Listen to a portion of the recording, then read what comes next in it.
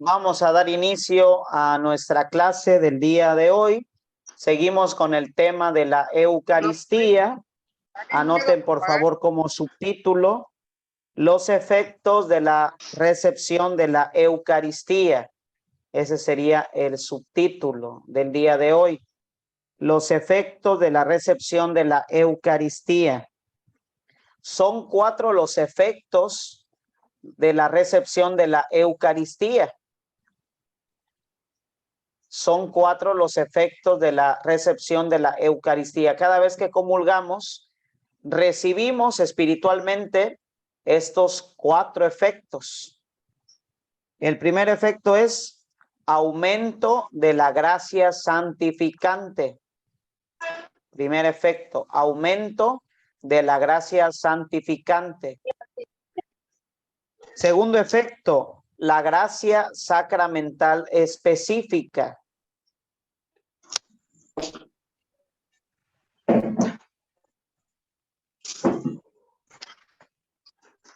Tercer efecto, perdón de los pecados veniales. ¿Puedes repetir, por favor, el segundo? Primero, por favor. A ver, por favor, todos apaguen su micrófono. Ya los había silenciado. Volvemos a repetir. Los efectos de la recepción de la Eucaristía son 4. Primer efecto, aumento de la gracia santificante. Segundo efecto, gracia sacramental específica. Tercer efecto, perdón de los pecados veniales. Y cuarto efecto, prenda de vida eterna. Son los 4 efectos de la recepción de la Eucaristía. Si tú comulgas todos los domingos, fiestas de guardar, incluso si comulgas todos los días, que es mejor, vas a tener en tu vida espiritual estos 4 efectos. El primer efecto, ¿a qué se refiere? Aumento de la gracia santificante. Quien comulga todos los domingos, quien comulga asiduamente, se santifica. Una persona que comulga todos los días se está santificando. Por eso, si echamos vistazo de la vida de todos los santos, nos vamos a encontrar con que todos los santos, todos, eran personas que comulgaban todos los días. Eran personas que tenían un gran amor a la Eucaristía. Cuenta el mismo Papa Juan Pablo II y también cuenta Slobodomir Oder, que fue el postulador de su causa de canonización. Slobodomir Oder cuenta que el Papa Juan Pablo II, cuando iba a un viaje apostólico, siempre se paraba en una iglesia, en un oratorio, para hacer oración frente al Santísimo. ¿Esto qué quiere decir? Que tenía un gran amor a la Eucaristía y celebraba la misa con mucha piedad, con mucho recogimiento, con mucho regocijo, con mucha fe, y comulgaba con mucha fe. Una persona que comulga frecuentemente y que comulga con fe se está santificando. A eso se refiere el primer efecto. Una persona que comulga se santifica. Por eso no puede existir un santo sin Eucaristía. No puede existir un santo sin comunión. Los verdaderos santos tienen una intensa relación de fe con Jesús presente, vivo y real en la hostia consagrada. Entonces, el primer efecto es que la persona que comulga se santifica, se hace santa. El segundo efecto, gracia sacramental específica. La Eucaristía, como gracia específica, el regalo específico, concreto, que da la Eucaristía es el fortalecimiento del alma. Esa es la gracia sacramental específica. Todos los sacramentos tienen gracias especiales. Por ejemplo, el bautismo nos hace hijos de Dios. La confirmación perfecciona el bautismo y nos da los dones del Espíritu Santo. La Eucaristía, la gracia sacramental específica es que da la fortaleza del alma. El fortalecimiento del alma, esa es la gracia sacramental específica que nos da la Eucaristía. Quien comulga tiene un alma fortalecida. Por eso yo estoy convencido que una persona que comulga frecuentemente, cuando esa persona experimenta enfermedad, experimenta dificultades, experimenta la muerte de un ser querido, afronta la prueba y la crisis con mayor fortaleza, afronta las dificultades con mayor entereza, con mayor esperanza, con mayor fe, porque la persona que comulga obtiene un fortalecimiento de su alma. Esa es la gracia que da la comunión, la Eucaristía, fortalece el alma de las personas. A diferencia de una persona que nunca comulga. Una persona que nunca comulga está flaca espiritualmente, no tiene el alma fortalecida. Y a la primer prueba, a la primer dificultad, pues se viene abajo. Se viene abajo porque su alma está endeble, su alma está flaca, su alma está sin la gracia de la comunión. Por eso hace mucho bien llevar la comunión a los enfermos. Y ojalá en todas las parroquias pues se tenga este cuidado de llevar la comunión a los enfermos. Porque la gracia específica de la comunión es el fortalecimiento del alma. Y un enfermo, ¿qué necesita? Fortalece en el alma para poder superar su enfermedad. Por eso es de mucha bendición que en las parroquias haya ministros extraordinarios de la comunión que lleven la comunión a los enfermos. Y es de mucha bendición también que el sacerdote vaya y visite a los enfermos y les lleve la comunión, sobre todo a los enfermos que no se pueden mover, porque la gracia específica de este sacramento es fortalecer el alma. Tercer efecto de la recepción de la Eucaristía, el perdón de los pecados veniales. Miren, el sacramento que ordinariamente perdona los pecados es el sacramento de la confesión. Y el sacramento de la confesión perdona los pecados veniales y los pecados mortales. Y nos libra de la pena eterna. La Iglesia manda en sus mandamientos que todo cristiano se tiene que confesar por lo menos una vez al año. Pero se supone que aquella persona que recibe frecuentemente la Eucaristía es una persona que frecuentemente se confiesa. Y esto quiere decir que si una persona frecuentemente recibe la Eucaristía, frecuentemente se confiesa, pues esa persona no tiene pecado mortal, porque frecuentemente se confiesa. Y debido a que frecuentemente se confiesa y no tiene pecados mortales, la recepción de la Eucaristía para una persona que frecuentemente se confiesa le da el perdón de los pecados veniales. Entonces, una persona que comulga frecuentemente y que se confiesa frecuentemente recibe el perdón de los pecados veniales al recibir la comunión. Los pecados veniales, sobre todo, que se cometieron en ese día que se recibió la comunión. Hagan de cuenta, yo participo todos los días en la misa de 6 de la tarde y me confieso cada mes. Quiere decir que no tengo pecados mortales y por eso me puedo acercar a la comunión. Si antes de participar en la misa de 6 de la tarde cometí algunos pecados veniales, al recibir yo la comunión, esos pecados veniales quedan perdonados. Pero eso no me exenta de confesarme, me tengo que confesar para poder seguir recibiendo la comunión. ¿Sí me doy a entender? Entonces, ¿eso en quién aplica? En personas que constantemente comulgan y por lo tanto constantemente se confiesan.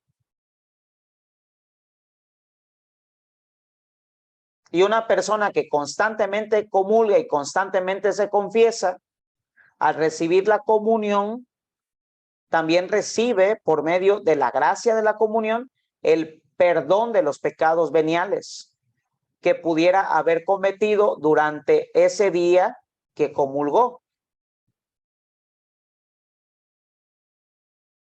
Por ejemplo, antes de participar en la misa de 10, me peleo con el esposo, me peleo con la esposa, discutimos, salimos mal. Bueno, ese pecado al recibir la comunión queda perdonado, pero no me exenta ese perdón de buscar el sacramento de la confesión. ¿Vamos bien en este punto? ¿Sí me doy a entender? Entonces, los efectos de la recepción de la Eucaristía, la santificación, la gracia sacramental específica, que es el fortalecimiento del alma, y el perdón de los pecados veniales.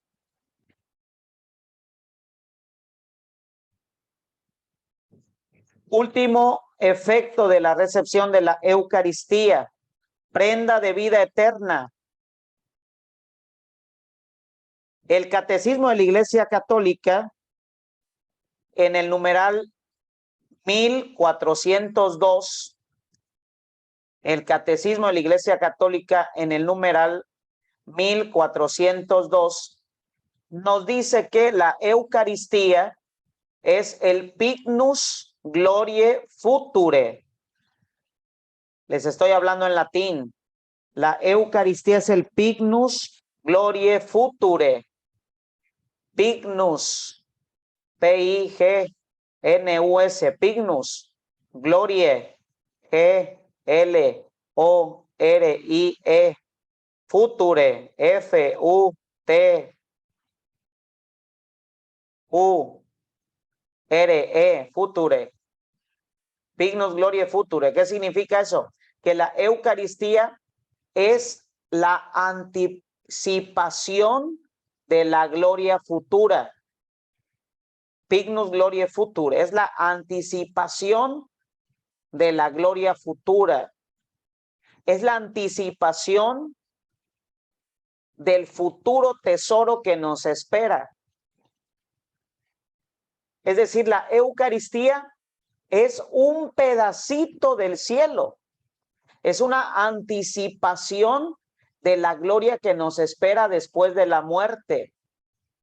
¿Qué nos espera después de la muerte? Encontrarnos cara a cara con el Creador. Eso nos espera después de la muerte. Bueno, la Eucaristía es encontrarse cara a cara con el Creador, con el Señor, con Jesús. Y no solo encontrarme cara a cara, sino tener parte con Él, hacer una común unión con Él.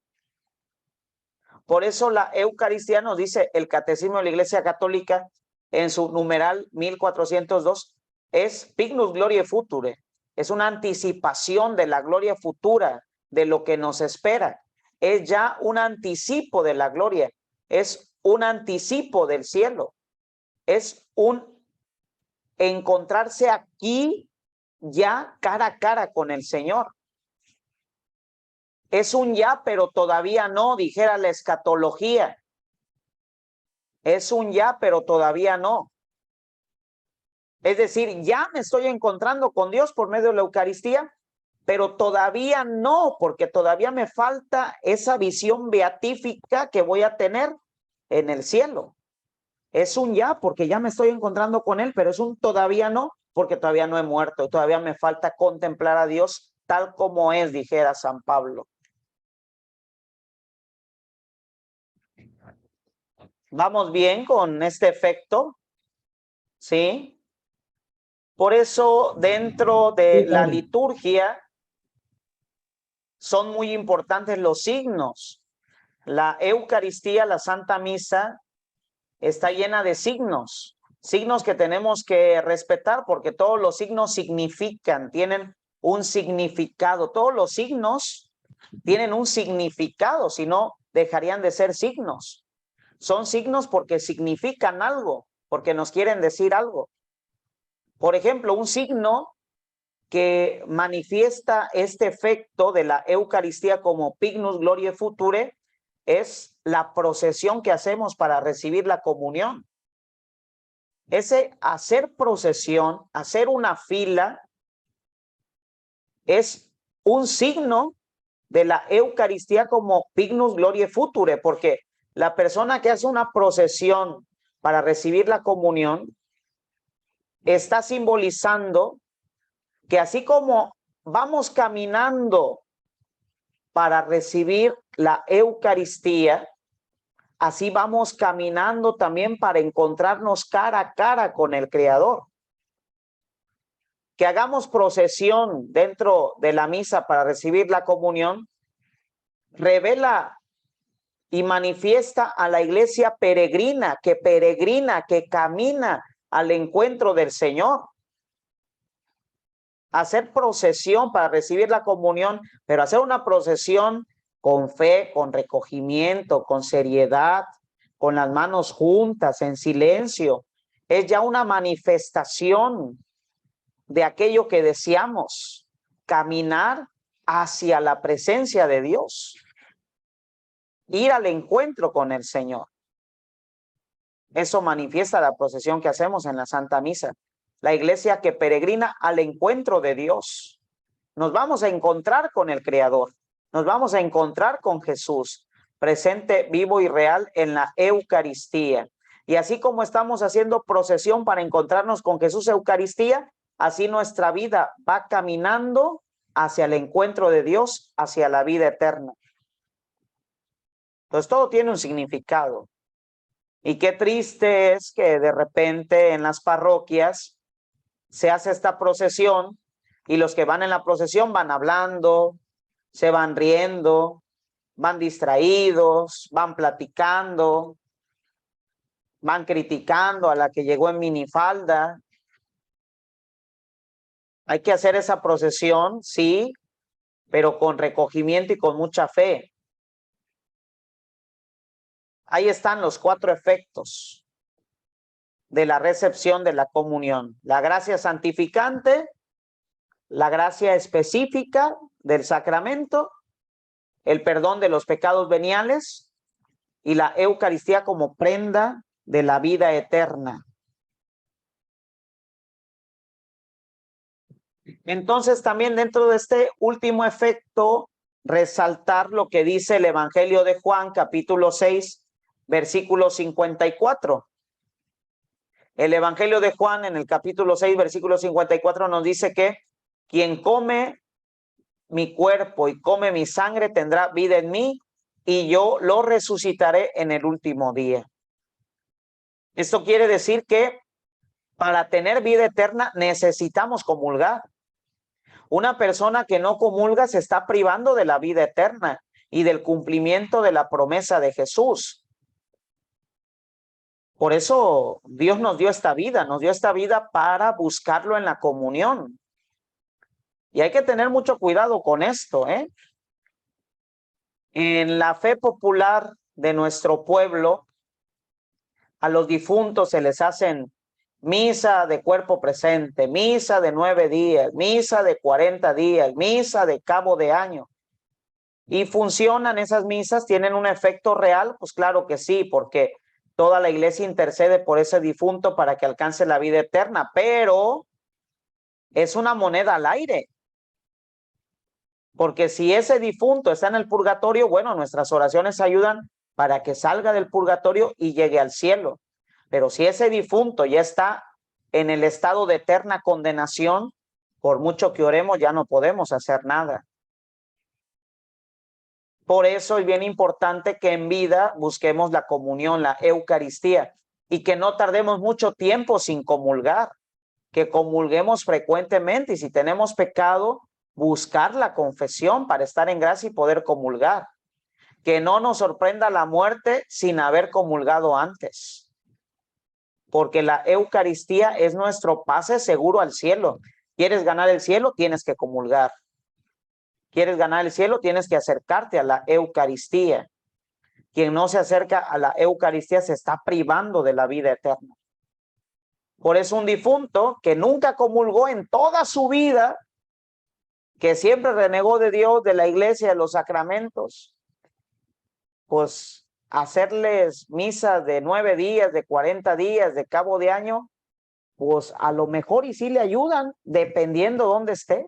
Si está en el purgatorio, pues sí le va a ayudar, pero si está en la eterna condenación, por mucho que recemos, ya no le podemos ayudar. Hay gente que se vuelve católica después de muerto. Nunca fueron a misa, pero ya que se mueren, ahora sí, 9 días, 40 días, 1 año. Se vuelven católicos después de la muerte, cuando tenemos que ser católicos en vida.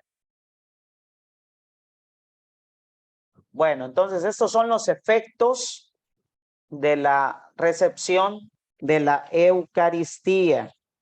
Ahora, ¿quién es el ministro de la Eucaristía? Nos dice el Código de Derecho Canónico en el Canon 900, parágrafo 1. Escríbanlo esto porque va a venir en el examen.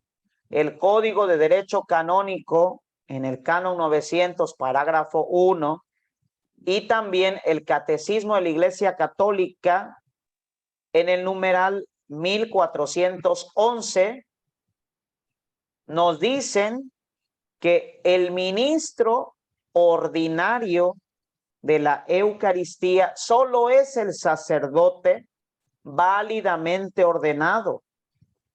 Solamente él es capaz de confeccionar el sacramento de la Eucaristía actuando in persona Christi. Les vuelvo a repetir, solo el sacerdote válidamente ordenado es ministro de la Eucaristía y solo él es capaz de confeccionar, es decir, de hacer el sacramento de la Eucaristía actuando in persona Christi. ¿Qué significa esto de in persona Christi? En la persona de Cristo. El sacerdote actúa in persona Christi. El que está celebrando en la misa no es el padre Marco Antonio, es Cristo. El que está pronunciando las palabras de consagración en el altar no es el hombre, no es el padre Marco Antonio, es Cristo mismo. A eso se refiere la teología de la iglesia cuando dice que el sacerdote actúa in persona Christi.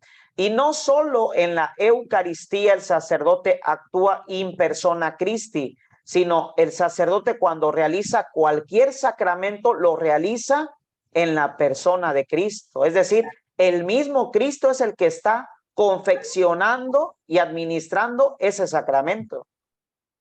Es Cristo mismo.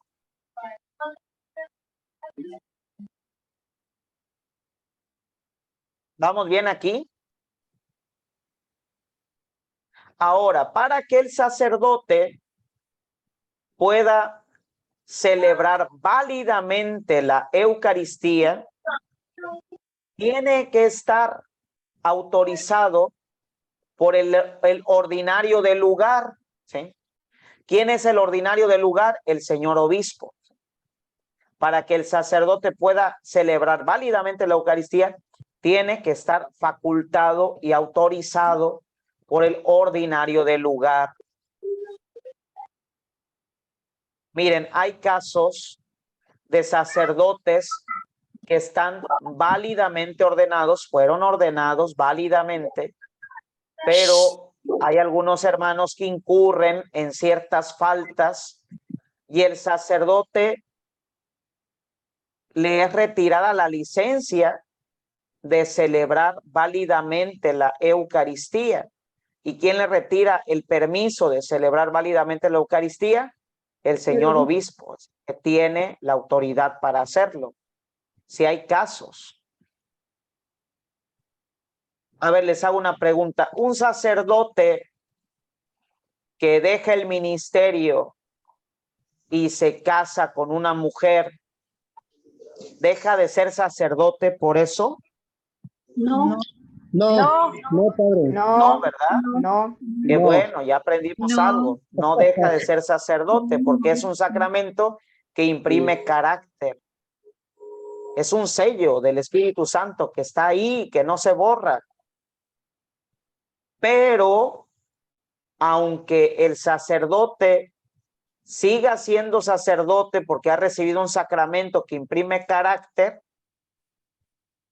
al sacerdote por ciertas faltas se le puede retirar la licencia, es decir, el permiso para administrar el sacramento, para celebrar la Eucaristía. Entonces, los sacerdotes que incurren en ciertas faltas, la Iglesia, por medio del obispo y un proceso canónico, le retira a ese sacerdote que cometió faltas la licencia para celebrar. Y por eso vemos a hombres que han dejado el ministerio, que siguen siendo sacerdotes porque lo serán hasta la eternidad, pero que ya no celebran la misa, que ya no confiesan. ¿Por qué? Porque se les retiró la licencia para hacerlo. Son sacerdotes, pero ya no están facultados, ya no están autorizados para ejercer su ministerio. ¿Hasta ahí vamos bien? Sí. Entonces, el ministro ordinario de la Eucaristía es el sacerdote válidamente ordenado y también facultado por el señor obispo. Me hacían una pregunta, que si un sacerdote que comete faltas puede ser perdonado. Bueno, depende del caso. Hay casos muy particulares, o sea, no podemos decir una respuesta aquí general porque hay de casos a casos. Por ejemplo, los casos muy tristes que han sucedido de algunos sacerdotes pederastas, pues bueno, la Iglesia tiene mano firme en estos casos y ha dicho que para ese tipo de sacerdotes hay tolerancia cero, que se le expulse del orden sagrado y se ponga a disposición de las autoridades civiles. Entonces hay de casos a casos. Hay casos más graves, menos graves. Me vuelven a preguntar cuánto tiempo se le retira la licencia. Depende de la falta. O sea, no hay una respuesta general. Depende la falta, depende la gravedad de la falta y el escándalo que su falta haya propiciado, ¿sí? Depende, no les puedo dar una respuesta general. Hay algunos que ya no se les vuelve a dar la licencia. Depende la falta. Bueno, seguimos. El sujeto de la recepción de la Eucaristía. ¿Quién es el sujeto de la recepción de la Eucaristía? Es El que un comulga. cristiano bautizado y con la suficiente preparación para poder distinguir lo que está recibiendo. Ojo con esto, ¿eh? ¿Quién es el sujeto para recibir la Eucaristía? Un cristiano bautizado, pero que tiene conciencia y la suficiente formación para poder distinguir lo que está recibiendo. Es por eso que no se recomienda que la Eucaristía se dé a un menor de 6 años. ¿Por qué? Porque todavía no tiene la capacidad racional para poder entender lo que está recibiendo. Por eso no solo se le da la comunión al bautizado, sino a aquel que tiene una suficiente formación, por lo menos básica, para poder entender, para poder discernir lo que está recibiendo, para poder entender que lo que está recibiendo es el cuerpo y la sangre de Cristo. Me acuerdo que no tiene mucho que salió un video en las redes sociales, criticaron a un sacerdote que no le da la comunión a un borrachito. ¿Ustedes qué opinan sobre este tema? ¿Le tiene que dar la comunión el sacerdote al borrachito, sí o no? Sí, No, A ver, no. abro No. debate rápido, pero no nada más padre, me no. digan no, díganme, si me dicen no, ¿por qué no? Si me dicen No, sí, porque ¿por no qué está sí? preparado. No, No, nada más Sí, díganme no, no, sí. no, Como porque si no no está tiene preparado, pero no conciencia. está con plena conciencia. No tiene Exacto. conciencia. Exacto, sí, dieron en el clavo, sí. Miren, la comunión no se puede negar a nadie, sí, esto lo tenemos que tener bien en claro. La comunión no se le puede negar a nadie. Así la persona está en pecado, no le podemos negar la comunión. Si esa persona pecadora hace fila para recibir la comunión, no se la podemos negar. Después podemos acercarnos a esa persona y darle a esa persona una corrección fraterna, decir, ¿sabes qué, hermana? Tú no puedes comulgar porque tú no estás casada por la iglesia, vives en unión libre, no puedes comulgar, pero eso ya se hace después. En la asamblea eucarística no se le puede negar a nadie la comunión, excepto a que esa persona no tenga suficiente conciencia y lucidez sobre aquello que está recibiendo, ¿sí? En el caso, por ejemplo, una persona alcoholizada, sí, está alcoholizada, no tiene la conciencia de lo que está recibiendo. ¿Por qué? Porque sus sentidos están atrofiados por el alcohol.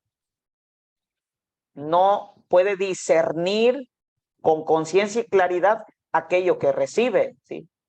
Porque un factor llamado alcoholismo le está nublando los sentidos.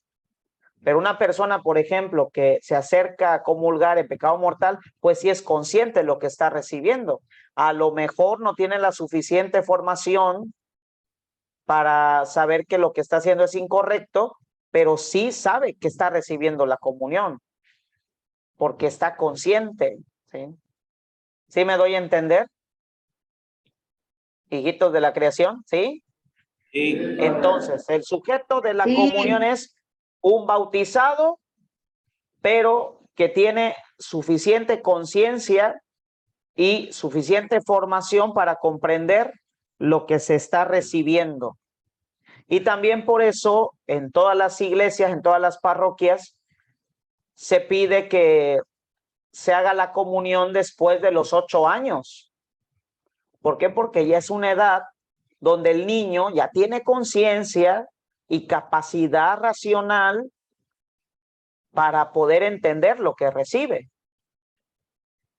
Por eso se pide también en las parroquias que no se den las primeras comuniones al vapor, ¿sí? Sino que aquel niño que quiera recibir a Jesús por primera vez tenga un proceso de formación catequética. No nada más porque sí, sino para que sea consciente el niño del gran misterio que está recibiendo. Es por eso la catequesis, para que sea consciente de lo que está recibiendo. No es nada más darle el sacramento por darle el sacramento, no, que el niño esté consciente de lo que recibe, que valore lo que está recibiendo y que se disponga a seguir a Cristo. Para eso es la catequesis. ¿Hasta aquí alguna pregunta? No, Fray. No. Dice, por ejemplo, la primera carta a los Corintios, capítulo 11, versículos del 27 y siguientes. San Pablo advierte que hay que examinar nuestra conciencia antes de acercarnos a la comunión. Primera de Corintios, capítulo 11, versículos del 27 y siguientes. Hay que examinar nuestra conciencia antes de recibir la comunión, porque Santo Tomás de Aquino, haciendo una exégesis, es decir, un estudio de esta cita bíblica, Primera de Corintios capítulo 11, versículos del 27 y siguientes, Santo Tomás de Aquino decía, hay que hacer caso a las palabras de San Pablo, de examinar la conciencia antes de acercarse a la comunión, porque un mismo sacramento, oigan bien lo que decía Santo Tomás, un mismo sacramento tiene dos efectos. A quien lo recibe en gracia le da la vida eterna y a quien lo recibe en pecado le da la eterna condenación. Eso lo decía Santo Tomás de Aquino y se los voy a preguntar en el examen final. ¿Qué decía Santo Tomás de Aquino haciendo una exégesis de la cita 1 Corintios capítulo 11 versículos 27 y siguientes? Que un mismo sacramento tiene dos efectos. A quien lo recibe en gracia le da la vida eterna y a quien lo recibe en pecado le da la eterna condenación. Fíjense que es por esta razón que la iglesia no permite que los que no están casados comulguen. Los que ya habían estado casados por la iglesia se separaron y tomaron una nueva relación. La iglesia no permite que los separados, vueltos a tener una relación, puedan comulgar. ¿Por qué? Porque no están bajo la gracia sacramental. Y si comulgan sacramentalmente, no les está haciendo de provecho la comunión. Al contrario, les está llevando a la condenación. Y la iglesia, acuérdense, es madre y maestra. ¿Y qué madre le da algo malo a su hijo? Nadie. Ninguna mamá le va a dar a su hijo algo que le dañe.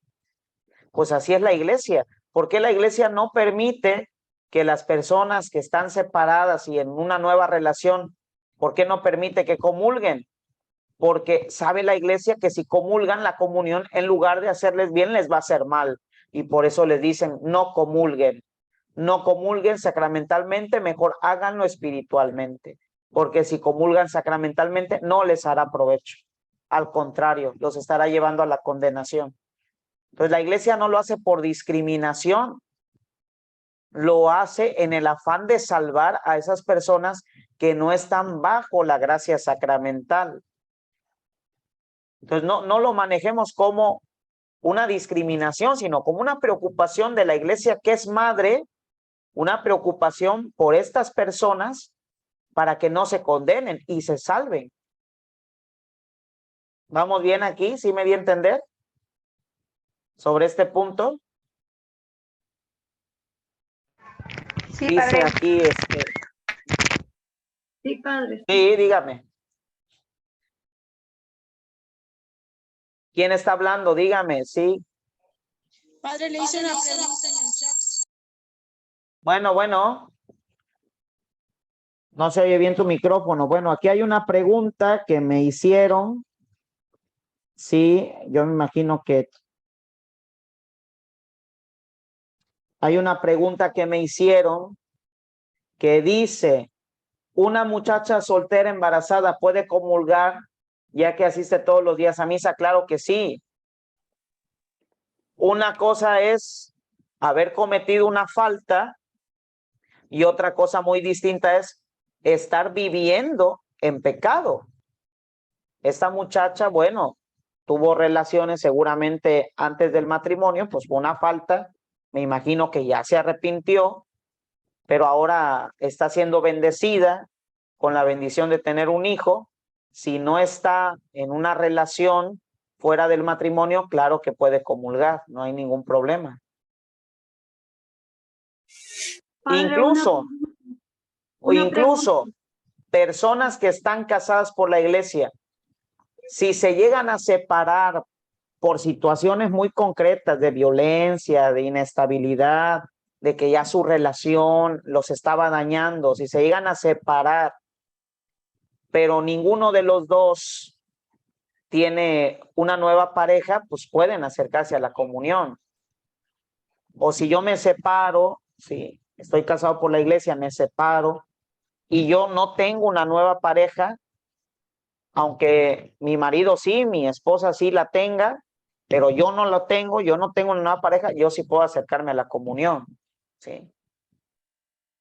Mientras no tenga una pareja, mientras yo respete el vínculo matrimonial, puedo yo acercarme a la comunión. ¿Sí me doy a entender? Sí, padre. ¿Sí?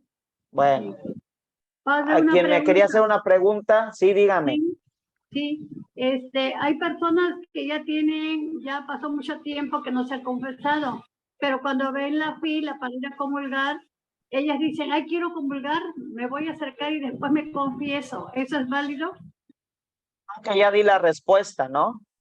La respuesta es, quien comulgue en gracia se le da la salvación, quien comulgue en pecado se le da la condenación. Una persona que no está confesada y no está en gracia, pues está comulgando su condenación. ¿Sí? Se supone que una persona que comulga frecuentemente, por lo menos tiene que confesarse cada 2 meses, por lo menos.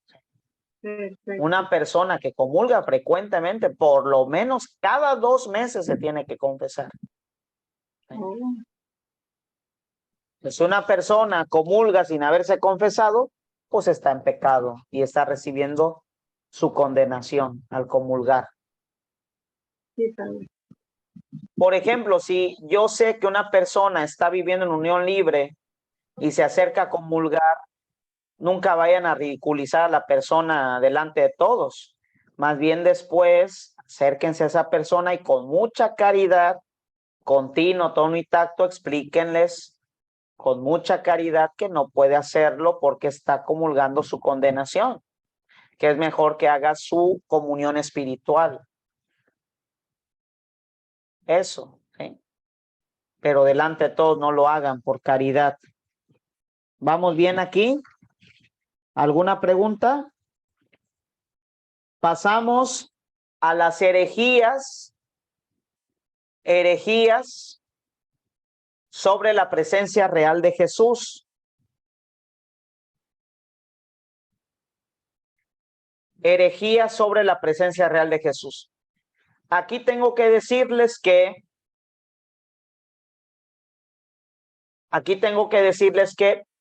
la presencia real de Jesús, que Jesús está presente en la hostia consagrada, es un dogma de fe, ¿eh? ¿Qué es un dogma de fe? Es aquello que tenemos que creer y declarar como verdad, verdad revelada, y que tenemos que aceptar en comunión de amor con la iglesia. Es una verdad de fe, una verdad revelada. ¿Por qué digo que es una verdad revelada? Porque está revelada en las Sagradas Escrituras. Entonces, la presencia real de Jesús, que Jesús está presente en la hostia consagrada, es una verdad revelada. Es una verdad de fe, es un dogma de fe. Esto quiere decir que la persona que niegue la presencia real de Jesús en la Eucaristía se está convirtiendo en un hereje, en un apóstata. Está saliendo de la comunión con la iglesia aquella persona que diga que en la Eucaristía no está presente, vivo y real Jesús.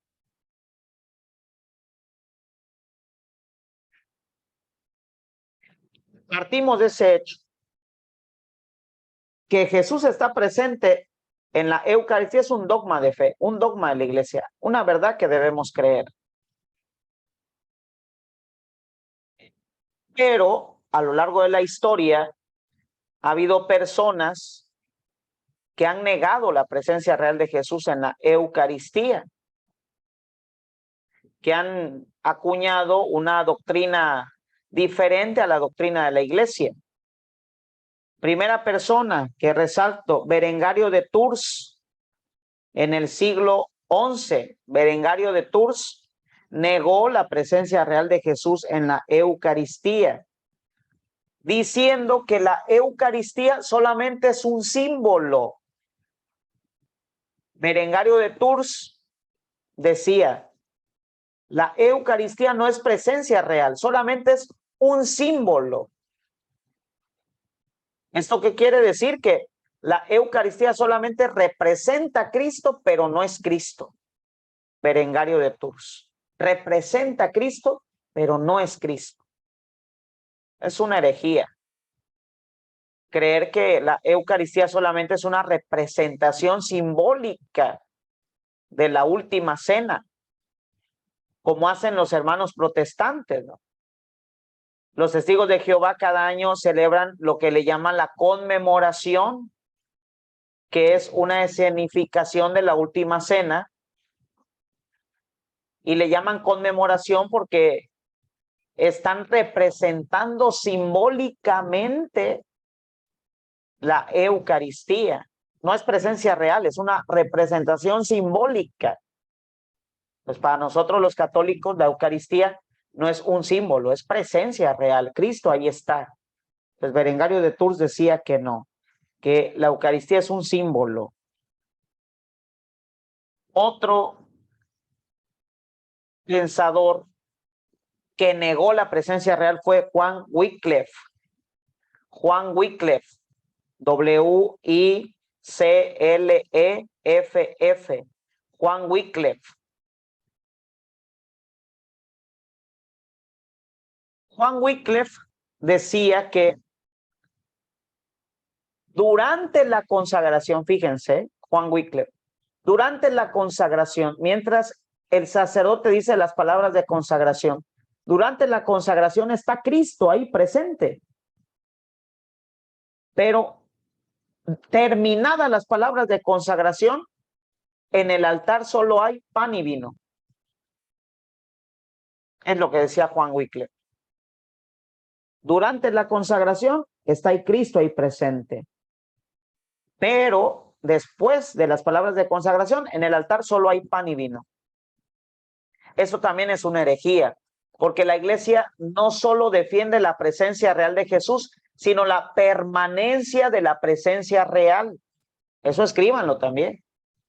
La iglesia no solo defiende la presencia real de Jesús en la Eucaristía, sino la permanencia de la presencia real. Y por eso tenemos sagrarios en las iglesias. ¿Por qué tenemos sagrarios en las iglesias? Porque creemos que la presencia real de Jesús no solo está en el momento de la consagración, sino también en el momento de la comunión, y después de la misa sigue estando la presencia real en la hostia consagrada. Sigue estando la presencia real de Jesús en las especies eucarísticas. Y por eso tenemos que reservar esa presencia en un lugar santo, en un lugar consagrado, porque es presencia real de Jesús. Por eso en las iglesias protestantes que conmemoran la Eucaristía, como las iglesias anglicanas o la iglesia luterana, no hay sagrarios, porque ellos no creen en la permanencia de la presencia real. Ellos creen que la presencia real de Jesús en la Eucaristía se agota en el momento de la consagración y ya después no hay presencia real. Nosotros sí creemos que después de la misa incluso está la presencia real, y por eso tenemos sagrarios. Y cada vez que una persona va a un sagrario, está frente a la presencia real de Jesús, que no termina hasta que las especies eucarísticas se corrompen. Ya cuando las especies eucarísticas se corrompen y el pan deja de ser pan y el vino deja de ser vino, entonces ya no hay presencia real. ¿Sí? ¿Vamos bien aquí? Otro pensador que negó la presencia real de Jesús en la Eucaristía, Calvino, del luteranismo. Calvino decía que Cristo sí está presente en la Eucaristía, pero decía que no está sustancialmente. ¿A qué se refiere Calvino con esto? Dice, Cristo está presente en la Eucaristía, pero no está sustancialmente. En la concepción de Calvino, Dios está en todas partes. Y si Dios está en todas partes, pues también está en la Eucaristía, porque Dios está en todas partes. Es omnipresente, está en todo lugar. Pero esto no quiere decir que la Eucaristía sea realmente Cristo, no. ¿Está presente Cristo? Sí, porque está presente en todo lugar. Pero no es Cristo, pues. Está presente ahí porque Dios todo lo abarca, pero no es Cristo. Está presente, pero no es Cristo. Y por lo tanto no se le tiene que rendir adoración. Nosotros los católicos sí rendimos adoración a la Eucaristía. Y delante de la Eucaristía nos ponemos de rodillas porque creemos que está ahí vivo, presente, real. Está ahí Cristo y su corazón late en las especies eucarísticas. Está Dios mismo presente en la hostia consagrada. Pues Calvino decía, Cristo está presente, sí, porque Dios está presente en todo, pero la Eucaristía no es presencia real y por lo tanto no se le tiene que dar adoración. La Iglesia Católica dice, sí es presencia real y por lo tanto se le tiene que dar adoración. Por eso cada vez que se expone la Eucaristía todos nos ponemos de rodillas, porque al ponernos de rodillas estamos declarando que en esa hostia ahí está Cristo. Por eso es bien importante que cuando está la consagración nos pongamos de rodillas, porque simbólicamente con ese gesto estamos declarando que Cristo está presente, y por eso me pongo de rodillas, porque en la liturgia ponerse de rodillas solamente es un gesto reservado para Dios. Y si yo me pongo de rodillas en la consagración, estoy diciendo que ahí está Dios. Porque ponerse de rodillas es un gesto solamente reservado a Dios. Y si tú en la consagración te pones de rodillas, estás declarando con ese gesto que crees que en la hostia está Dios. Si cuando se expone el Santísimo en la hora santa, tú te pones de rodillas, pues con ese gesto estás declarando que ahí está Dios, que lo crees y por eso te pones de rodillas. Por eso una persona que no se pone de rodillas, pues es cuestionante, casi es calvinista. ¿Sí? Una persona que no se pone de rodillas frente a la presencia eucarística, pues es calvinista. Cree que ahí está Dios, pero que no está realmente y por lo tanto no hay que darle adoración. Por eso yo a las personas que vienen a misa y no se ponen de rodillas, les digo, pónganse de rodillas o sálganse de la iglesia. Sí, porque entonces no están en comunión con la iglesia si no se ponen de rodillas, porque no están creyendo en la presencia real de Jesús. Entonces, es bien importante que hagamos este gesto de ponernos de rodillas. ¿Vamos bien, hijitos de la creación? ¿Vamos bien? ¿Vamos? Sí, ahora los protestantes liberales, fíjense lo que decían, ¿eh? Yo creo que en la Iglesia Católica hay mucho protestante liberal. Los protestantes liberales decían que en la Eucaristía está presente Cristo, sí, y está la presencia real de Jesús en la Eucaristía, sí, depende de la fe de la persona. Si la persona cree que Jesús está, pues Jesús está. Si la persona no cree que Jesús está, pues Jesús no está. Pero eso es un error. ¿Sí? Eso decían los protestantes liberales. Si la persona cree que Jesús está, Jesús está. Si la persona no cree, pues Jesús no está. Eso es un error. Porque Jesús está independientemente de la fe de los creyentes, de la fe de los feligreses. Aunque el feligrés no crea, aunque el mismo sacerdote no crea, ahí está, presente, vivo y real. Hay que recordar el milagro eucarístico del anciano, de este sacerdote que no creía en la presencia real, que tenía dudas, y en sus manos esa hostia se convirtió en un pedazo de carne. O sea, la presencia real no depende de la fe del sacerdote, de la fe de la comunidad de los feligreses. Aunque no creas, ahí está Jesús. Si lo crees o no lo crees, eso es tu problema. Eso es subjetivo. Objetivamente, aunque no lo creas, ahí está Jesús. Pero miren, habemos muchos católicos que tenemos pensamientos de protestantismo liberal, porque hay católicos que creen que la eficacia de la Eucaristía depende de mí o depende de quién recibo la Eucaristía. Les pongo un ejemplo. Sí. Hay personas que están en misa y si hay mucha gente, el sacerdote dispone a 2, 3 ministros que le ayuden a dar la comunión. Hay gente que no quieren recibir la comunión de manos del ministro, la quieren recibir del sacerdote, porque piensan que de manos del sacerdote vale más la Eucaristía, y ese es un error. Es protestantismo liberal, pensar que el valor de la Eucaristía depende de la persona, y no. El valor de la Eucaristía es un valor intrínseco, por sí sola vale, por sí sola es presencia real. No es un valor subjetivo. La Eucaristía no tiene un valor subjetivo, no depende del sujeto. Tiene un valor intrínseco, independientemente de quién la dé. Ahí está Jesús presente, vivo y real. Sí, ha pasado, me imagino, en sus parroquias, ¿verdad? Que está El sacerdote con una fila grandísima y los ministros con 2, 3 viejitas. ¿Por qué? Porque la gente quiere de manos del sacerdote. Es un error. Y si ustedes lo hacen, les voy a jalar las orejas.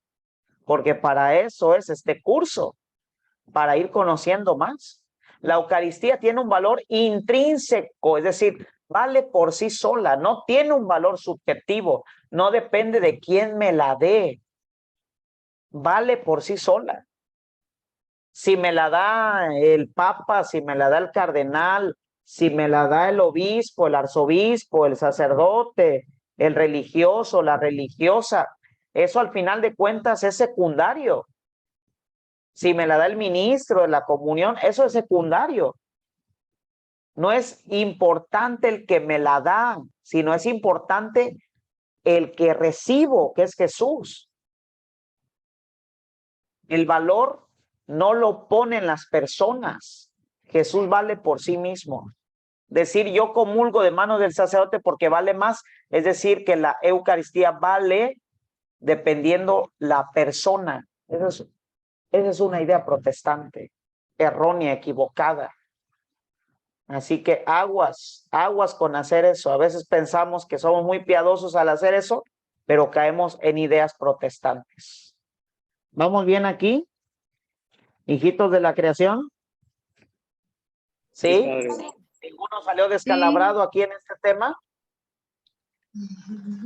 Aquí me pregunta una persona, dice, pero si tiene prótesis de rodilla y no puede, no pierde el carácter de sacramento, pues ya les di la respuesta. La Eucaristía tiene un valor intrínseco, no depende de la persona, ¿sí? No depende de la persona, de la fe de los fieles, de la fe del sacerdote, vale por sí sola. No depende de que si me arrodillo o no me arrodillo. La Eucaristía vale por sí sola. Es presencia real. Aunque no te arrodilles, es presencia real. Más bien decía yo, arrodillarse es una confesión de fe personal.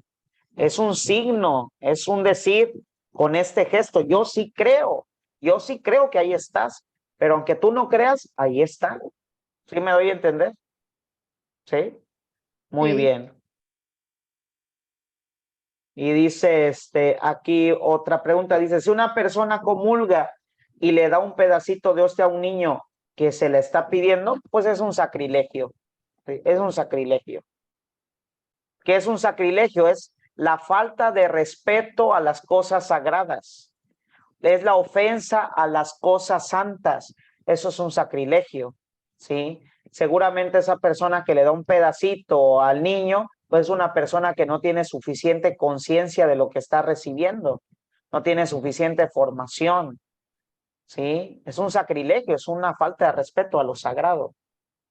Hay que tener mucho cuidado porque ahorita también con la comunión en la mano, aunque está permitida, la iglesia la ha permitido, o sea, hay dos formas de comulgar ordinariamente, en la boca o en la mano. Nosotros, muchos pusieron el grito en el cielo por la comunión en la mano, porque en México no se usa, no se estila, no se acostumbra. Pero quien ya ha visitado Estados Unidos, se van a dar cuenta que en muchas parroquias de Estados Unidos, la comunión, no ahorita de la pandemia, desde siempre se da en la mano. O en Europa, en Italia, ¿sí? La comunión se da en la mano, así se estila desde hace mucho tiempo. Y la iglesia lo permite, desde hace mucho tiempo, la iglesia permite comulgar en la boca o en la mano, nada más que aquí en México no se estilaba, solamente se comulgaba en la boca. Y hay mucha gente que decía, pero no, eso no es posible, tiene que ser en la boca porque las manos de nosotros son manos pecadoras. Volvemos a lo mismo, son ideas protestantes, ¿sí? Es del protestantismo liberal, porque volvemos a lo mismo. La Eucaristía, el valor de la Eucaristía no depende de quién me la da o cómo la recibo, ¿sí? No es que vale más si la recibo en la boca, no, la Eucaristía vale por sí misma. Así la recibas en la boca o en la mano, la Eucaristía vale lo mismo. No depende de ti el valor de la Eucaristía, ¿sí? En sí mismo tiene un valor. ¿Vamos bien aquí? ¿Sí? Muy bien. Ahora, los fundamentos bíblicos de la institución de la Eucaristía. Pónganlo ya estamos terminando. Fundamentos bíblicos de la institución de la Eucaristía. Ya les había comentado que los evangelios sinópticos nos hablan de la institución de la Eucaristía en la última cena, que fue una cena pascual judía, según los evangelios sinópticos.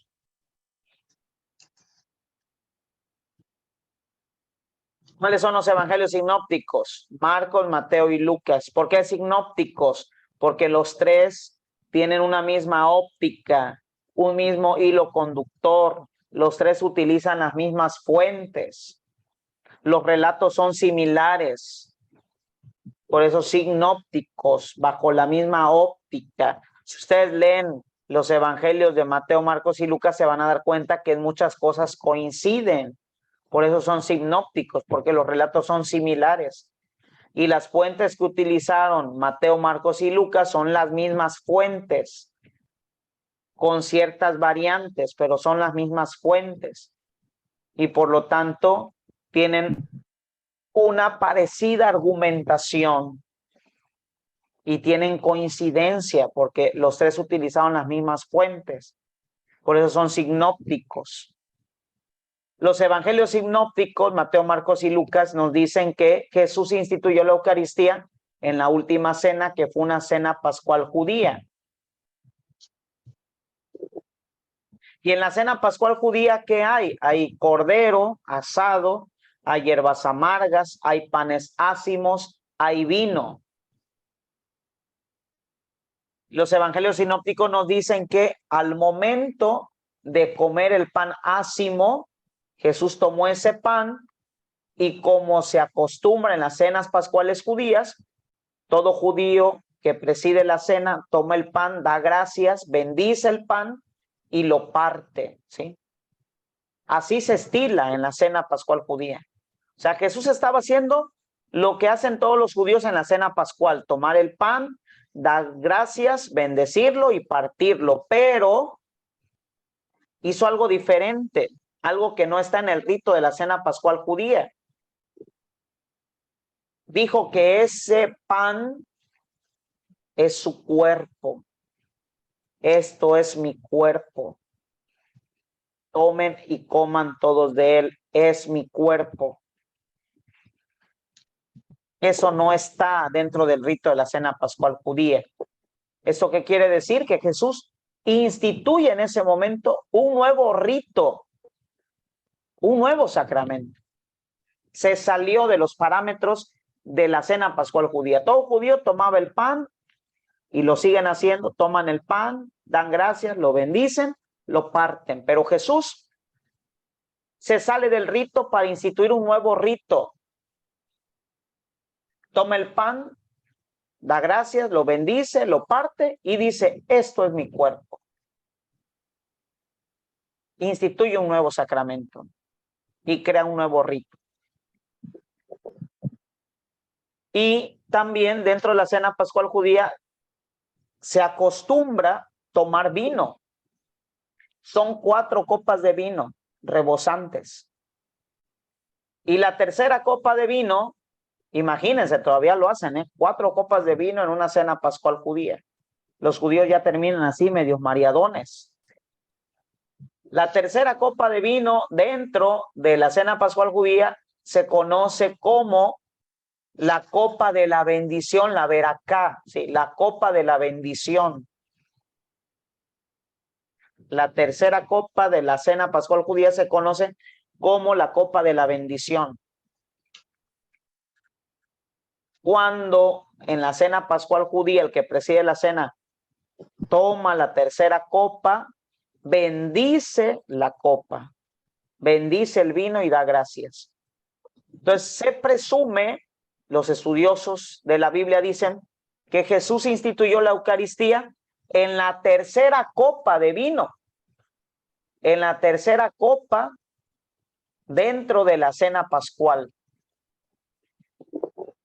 Todo iba con normalidad y cuando tocaba el turno de la tercera copa de vino, que es la copa de la bendición según los judíos, tomó la copa, Y no solo hizo la bendición, sino se salió del rito judío y dijo, tomen y beban todos de él, porque esta es mi sangre, sangre de la nueva alianza que será derramada por ustedes. Hagan esto en conmemoración mía. Se salió del rito judío de bendición e instituyó un nuevo rito y por lo tanto un nuevo sacramento. Esto lo dicen los evangelios sinópticos. Por eso les digo que la Eucaristía es un dato revelado, es algo que se nos ha revelado. No hay duda de la presencia real de Jesús porque la Biblia lo dice y lo defiende. ¿Cuáles son las citas bíblicas? Primera cita bíblica, Evangelio de Mateo, capítulo 26, versículo 26. Primera referencia bíblica de la institución de la Eucaristía. Mateo 26, 26. ¿Qué nos narra esta cita? La institución de la Eucaristía en la última cena. Segunda cita bíblica, Evangelio de Marcos, capítulo 14, versículos del 22 al 24. Marcos 14, del 22 al 24. ¿Qué nos narra? La institución de la Eucaristía en la última cena. Y son relatos similares, con ciertas variantes, pero son similares. Una tercera cita bíblica es Evangelio de Lucas, capítulo 22, versículos del 19 y siguientes. Lucas 22, 19 y siguientes. Esos tres relatos son los relatos de la institución de la Eucaristía en la última cena. Mateo 26, 26, Marcos 14, 22, Lucas 22, 19.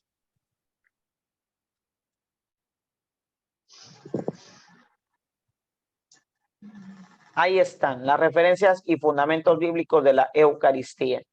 Y el cuarto evangelio, que es el Evangelio de Juan, no nos relata la institución de la Eucaristía en la última cena. Es más, no relata la última cena como tal, más bien relata el lavatorio de los pies.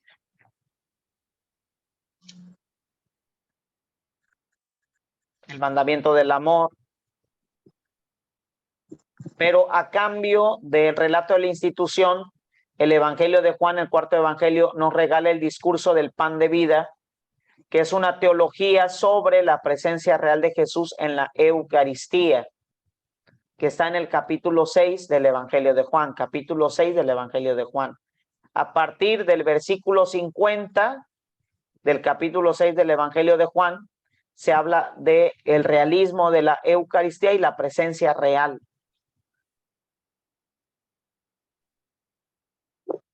Entonces los cuatro evangelistas nos hablan acerca de la Eucaristía. Y lo que relatan los cuatro evangelistas no puede ser mentira, es verdad. Es un dato revelado. Ya para terminar, un dato que imagino que ustedes saben y saben muy bien. ¿Qué significa la palabra hostia? Alguien que me responda y le pongo medio punto en su examen final. Jesús, hostia santa. No inventes. ¿Qué significa la palabra hostia? Jesús. No. La palabra hostia significa sacrificio. También puede significar ofrenda.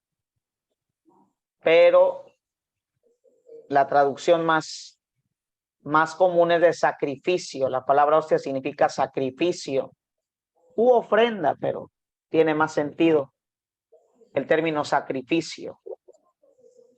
La palabra hostia, sacrificio u ofrenda. Por eso, si ustedes son sacristanes y les toca poner lo necesario para la misa, no se vayan a comer las hostias y menos a ponerles cajeta. No, porque las hostias son ofrenda para el sacrificio. Son hechas especialmente para el sacrificio de la misa, no para comérnoslas con cajeta.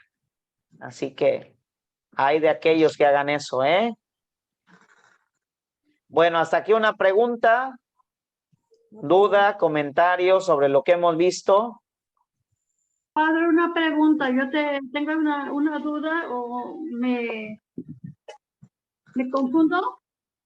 ¿Evangelios Sí, sinópticos nada más son 3? sí, claro.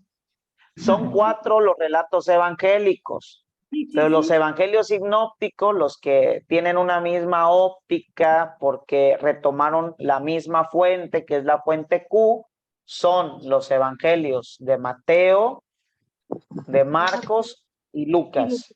¿Sí? Muy El bien. cuarto evangelio se cose aparte. El cuarto evangelio se cose aparte. ¿Por qué? Porque el evangelista Juan retoma otras fuentes y si se dan cuenta, su evangelio tiene un sentido más teológico, menos narrativo, más teológico, más de discursos teológicos. ¿Sí? Otra pregunta, padre. Sí, Hostia significa sacrificio u ofrenda. ¿Y sí. vino? ¿Y vino? Pues bueno, la verdad no sé, la etimología de vino no la conozco. No, La porque sangre, vino, o sea, la palabra vino es como una palabra más pagana, pues se utiliza no solo para el vino de consagrar, sino también para el casillero del diablo, para el vino, no sé, pues ustedes saben marcas de vino, ustedes que toman, ¿no? Y a Miguel Zárate Flores se le ve la cara que toma seguido vino. No te creas, Miguel. No, vino es un término más pagano, hostia es un término más religioso. Entonces, la verdad no sé la etimología de vino, la voy a investigar. Pero lo que sí sé es que es un término pagano, pues que no solo se utiliza dentro de la iglesia, el término hostia sí se utiliza dentro de la iglesia. solamente en la iglesia, sí. Sí, Sí, padre. Padre, yo tengo una pregunta. No sé si me escuchan. sí, sí te Ajá, escucho. ok. Yo quisiera saber el nombre, o sea, qué nombre podemos dar que sea correctamente a la hostia cuando está consagrada y cuando no está consagrada. Por ahí leí que tienen nombres diferentes, porque muchas Sí, veces claro. decimos comunión, decimos hostia, decimos formas, pero yo quisiera saber cómo diferenciar una de la otra. Hay muchos nombres, por ejemplo, cuando nos referimos a un pan que todavía no está consagrado, se le puede decir hostia, ¿sí? Porque es el pan que se va a utilizar para el sacrificio, es la ofrenda para el sacrificio.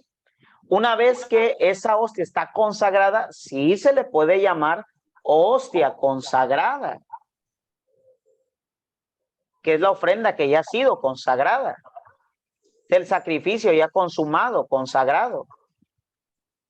Sí se le puede llamar hostia consagrada, también se le puede llamar forma consagrada. También se le puede llamar a este acto de entregar la hostia consagrada al comulgante, se le puede llamar comunión también. ¿Sí? ¿Por qué? Porque es la común unión entre Jesús y el fiel, entre el fiel y Jesús. También se le puede llamar Eucaristía, ¿sí? La Eucaristía. De hecho, es el término que yo más utilizo, Eucaristía, que es la Eucaristía. Se le puede llamar también cuerpo de Cristo. Es el cuerpo de Cristo. De hecho, cuando se da la comunión, así se dice, el cuerpo de Cristo, y el comulgante responde amén, ¿sí? Porque lo que estamos entregando es el cuerpo de Cristo. Entonces yo, digamos, utilizo más el término Eucaristía y cuerpo de Cristo. Y al pan, antes de consagrarse, se le llama hostia. ¿Sí? Porque es la ofrenda que se va a utilizar para el sacrificio. ¿Vamos Gracias, bien? padre. ¿Bien? Hijitos de la creación. Bueno, entonces, esta es la asesoría, ¿sí? ¿Quién habló? Bueno, les decía que esta es la asesoría número 5, ¿sí? nos faltan 2 asesorías. Yo creo que la próxima semana, primero Dios, vamos a ver el sacramento de la confirmación, que son algunos puntos que tengamos en cuenta solamente. Algunos puntos que nos van a servir. Ustedes que son agentes de pastoral, catequistas, para tenerlos en cuenta. Vamos a ver la confirmación. Y vamos a ver los sacramentos de sanación, ¿sí? Vamos a iniciar con el sacramento de la unción de los enfermos. Entonces, la próxima semana vamos a ver confirmación, la primera media hora, algunos puntos, y la segunda media hora vamos a ver unción de los enfermos, algunos puntos, ¿sí? Yo creo que en una hora abarcamos los puntos más importantes de estos 2 sacramentos.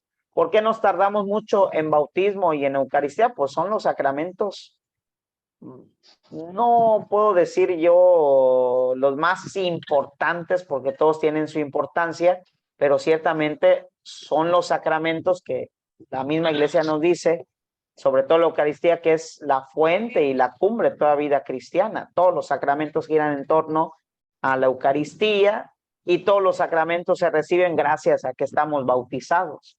Entonces son los sacramentos con más relevancia, pues, que más inciden en nuestra vida cristiana. Por eso varios puntos que tuvimos que ver para poder comprender de mejor manera estos sacramentos. Entonces la próxima semana vemos confirmación, vemos unción de los enfermos, algunos puntos rápidos, y ya vamos a dedicar la última clase para el sacramento de la confesión, ¿sí? Vamos sobre el sacramento de la confesión.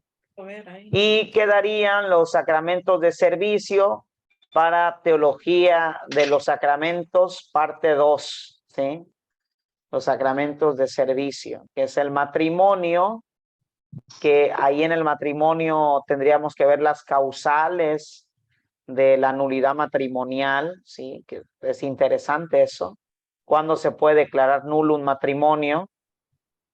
¿En qué condiciones? ¿Cuándo se da un matrimonio válido, lícito? ¿Cuándo se puede decir que un matrimonio nunca existió, nunca se dio porque no tuvo validez ni licitud? Son cosas interesantes.